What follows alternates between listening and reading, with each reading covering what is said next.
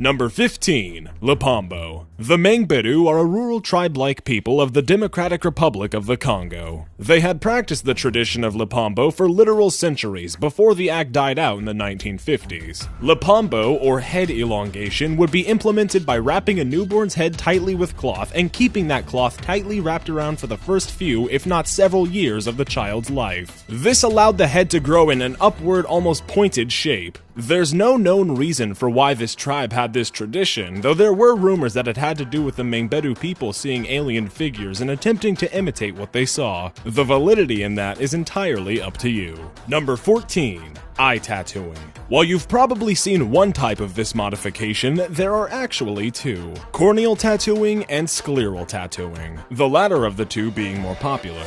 Corneal tattooing is often done for health reasons, but can also be performed solely for cosmetic appeal. Some patients that have had eye infections, damage, or disease will oftentimes have small transparent spots in the cornea that create issues with seeing. Corneal tattooing can help fill in those spots and make day-to-day life easier. There are many different methods to corneal tattooing, and while the procedure is usually successful and has a very short recovery time, there have been cases of patients going blind or having lifelong discomfort. Scleral tattooing is the more vastly known of the two types. It's the process of tattooing the white portion of an eye. In 2007, a tattoo artist had the idea for sclera tattooing and tried 3 different methods to accomplish it. Only one method was successful, which involved injection of a special dye directly into the sclera. The common side effects are bruising, soreness, and, of course, possible infection. There is also, of course, the possibility of the patient going blind. In 2009, Oklahoma passed Senate Bill 844, which made sclera tattooing illegal. Number 13.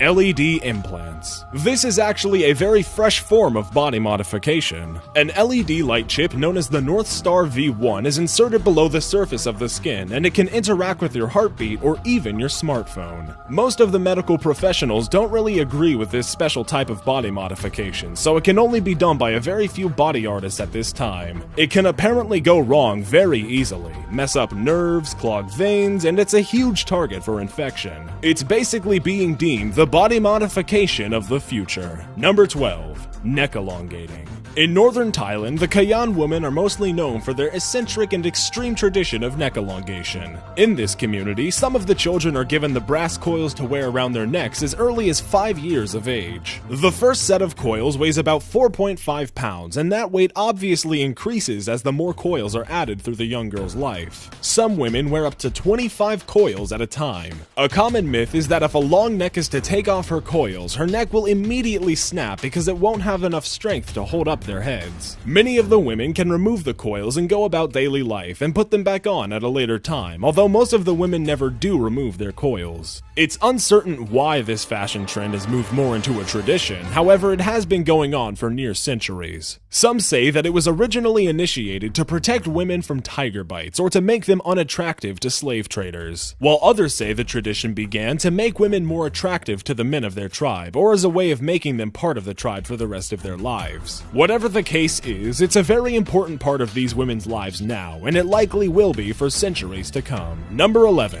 Dermal punching. Also known as biopsy punching in the medical world, this is the act of using a dermal punch tool to punch through and completely remove a piece of the flesh. As the name suggests in a medical sense, this is done for sample testing of tissues. It's very commonly used to help clients move up a size in their earlobe stretching, or to punch shapes through cartilage which usually can't be stretched. Number 10. Tongue splitting. The art of tongue splitting is pretty much exactly what it sounds like. People all over the world that have a passion for body modification go to extreme measures to have their tongue split in half, which creates a creepy yet interesting appearance. The most popular example of someone whose tongue is split is Eric Sprague, or the Lizard Man. In 1997, when he had the modification done, he was only the 3rd person in history. He's pretty much the go-to reference for this type of body mod. A lot of people believe he actually invented it. However, a year before Eric, in 1996, Dustin Allor became the first recorded person in history to split their tongue. She was a body piercer and only 19 19 years old at the time she decided to do this. After she was featured on the cover of a popular body-piercing magazine, the trend became very well known. Today, the modification is still very popular, and although it's not as common as the everyday tattoo, it is something we are starting to see more and more. There are several methods to tongue splitting. While it's suggested to leave it up to the professionals such as plastic surgeons and body piercers, pretty much anyone can do it. There's even a method that involves tying the tongue with fishing line and just tightening it more and more each day until the tongue splits. However, that method usually doesn't take as long as the others. On the topic of healing, yes, a split tongue can grow back together. It won't happen if it's done right, and it doesn't happen that often, but it's very possible. Some body mod enthusiasts have claimed that they split their tongue in half with a razor, and although they did their best to keep it apart, each morning they'd wake up and it'd be almost completely healed back together. This is because the human mouth is one of the most quickly healing parts of our bodies. After having your tongue split, it should heal accordingly to the split in about 1 to 2 weeks. During this time of healing, you may have issues with speech and eating, much like you would if your tongue was pierced. Number 9. Lip plates. In Africa, tribes people have been stretching their lips to great lengths for centuries by putting plates into them.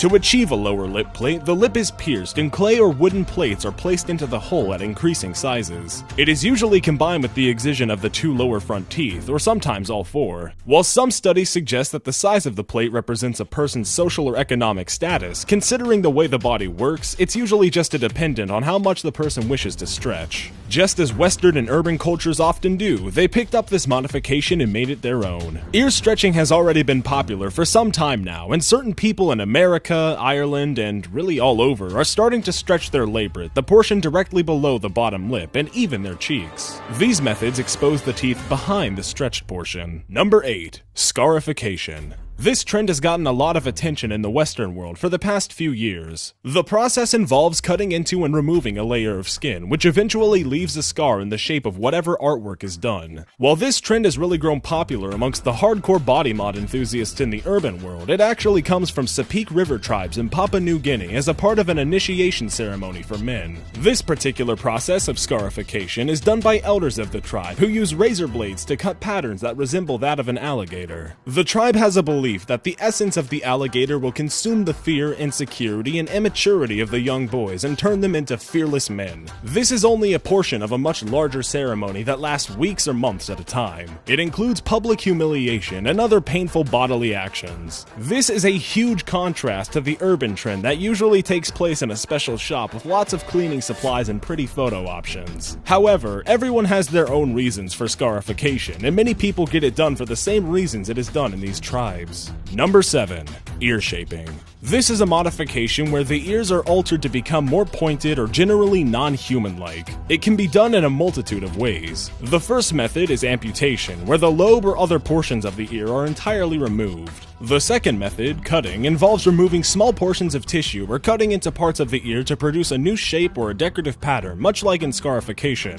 Ear pointing, or elfing, is the most popular way ear shaping is done. It can be accomplished by various methods, but it's most often done by removing a small wedge from the top of the ear and suturing the 2 edges. The development of this procedure is generally credited to Steve Haworth. Number 6. Bagel head. This strange trend is similar to that of subdermal implants, but also differs in many ways. Firstly, bagel heading is not done with shaped silicone, but rather with a saline injection. The whole process involves the technician inserting a needle into the forehead and injecting about 400 cc's of saline to create a forehead-sized blob. They then use their thumb to make the indent, which creates the bagel-like shape. Users describe the feeling as something's dripping down their head and a slight stinging sensation. The Japanese artist known as Carapace is the founder of this strange bagel body mod. He explains that most people want this done because they're always looking for new and different ways to have their bodies decorated. The injections are temporary and will dissolve over the course of 16 hours as your body absorbs the saline.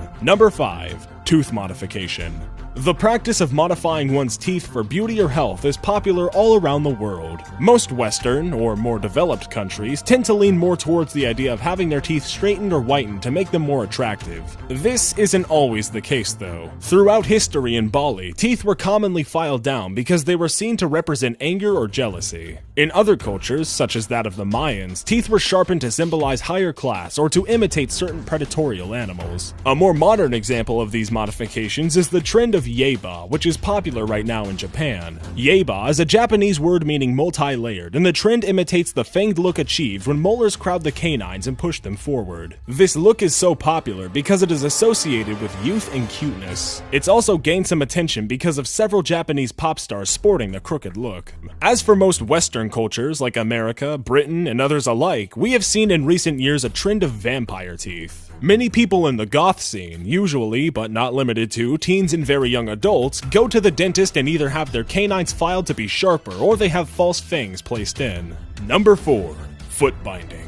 Although the practice of foot binding is pretty much ended back in 1911, there are a handful of women still suffering these consequences. There are many different stories of origin when it comes to foot binding. What we know for sure is that the practice gained most of its popularity during the Song dynasty, and that most of the art related to foot binding dates back as far as the 11th century. There are numerous myths and facts out there as to why foot binding was such a popular practice, despite how painful and damaging it really was. To put it simply, it was about beauty. Smaller feet were associated with youth, purity, and beauty. Women often put their children through foot binding to assure that they would be married off someday. In the 19th century, about 40 to 50% of women in the lower class had bound feet. The process of binding was started when a young girl was between 4 and 9 years old, before her foot had a chance to fully develop a natural arc. The feet would first be soaked in a hot mixture of herbs and animal blood to relax the muscle and soften the skin. After some rough massaging, the toenails were cut as short as possible to prevent infection or overgrowth. Next, the toes were forced against the sole of the foot until they broke and were unable to remain in place. Then, the arch of the foot was forced into position and broken. After this excruciating experience, the foot was bound as tightly as possible in thick cotton wraps that had been soaked in the hot mixture. After this, the feet would be unbound and rebound at least 3 times a week, if not daily, to prevent infection, clean the area, and rewrap them even tighter. This whole art would cause the girls tremendous pain and held many health risks. Once the girl reached teenage years, the bones in the feet could break over and over again because the bones were never properly healed. Women that made it to their elderly years would suffer back problems and falls that could be fatal due to improper balance. In 1912, the new Republic of China finally put a ban on foot binding. Number 3.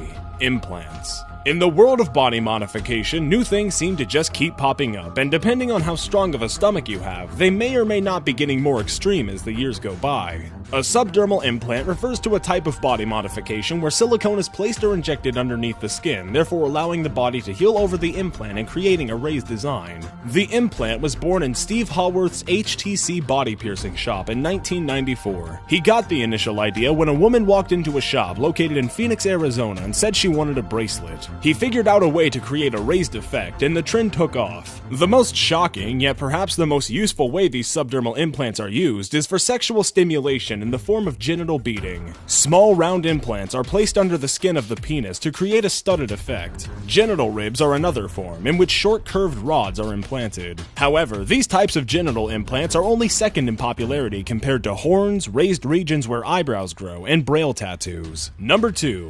Branding. This mod is more of a subcategory of scarification, but it's so extreme that it deserves its own spot. Human branding has actually been around for ages, but it was mostly used as punishment back in the day. Or, in some cases, it was used in rituals and ceremonies. The process involves heated metal rods pressed into the skin, creating a third-degree burn intended to heal and create a raised scar. It can often lead to serious infection, nerve damage, and, of course, extreme pain. There's also really no way to have it undone, so be sure if you're wild enough to try this, that you pick something you can live with forever. While a lot of people get branding done for the aesthetic aspect, or just to say that they did it, more and more body mod enthusiasts are getting it done for a deeper reason. An organization known as the Church of Body Modification refers to body modification as having a purpose to unify our mind, body, and soul, and to connect with our higher power. Number 1. Third breast implant. 21-year-old Jasmine Tridevil had a third breast implanted in 2014. The implant is placed between her natural breast and is slightly smaller to not cause health issues. It's made of silicone and tissue from her abdomen.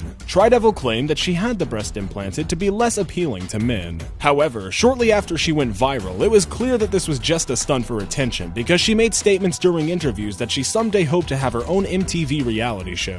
There were also rumors that the breast was a fake altogether, and this was nothing nothing more than a prosthetic prop. If this was an actual procedure, it'd be the first of its kind. Got an idea for a top 15 list? Submit it at top15s.net/submit. Be sure to subscribe for future videos. Thank you all for watching. Also, just as a quick little aside, if you want more of me the narrator personally, head on over to my channel at youtube.com/WeeGPlays, or just check the description down below to get a link to it directly. We have a lot of fun over there, so make sure to stop by and say hello, and who knows, maybe you'll find something you like. I hope to see a few of you over there, but for right now, once again, thank you all for watching.